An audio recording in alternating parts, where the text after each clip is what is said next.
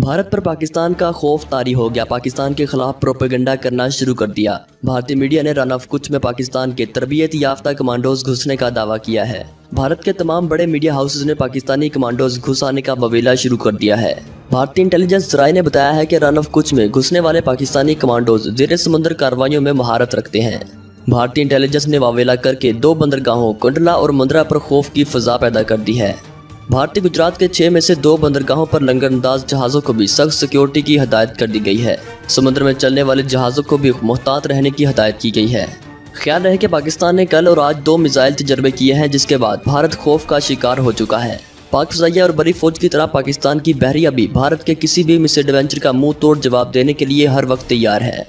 अस्करी ज़राए के मुताबिक पाकिस्तान नेवी की जानब से समुद्री हदूद में एंटी शिप हरवा नेवल क्रूज मिसाइल का तजर्बा किया गया, जो सतह से सतह तक मार करने की सलाहियत रखता है। जिसके बाद पाकिस्तान ने बैलिस्टिक मिसाइल गजनवी का कामयाब तजर्बा किया। ये मिसाइल 290 किलोमीटर तक मुख्तलिफ नौइयत के वार हेड ले जाने की सलाहियत रखता है।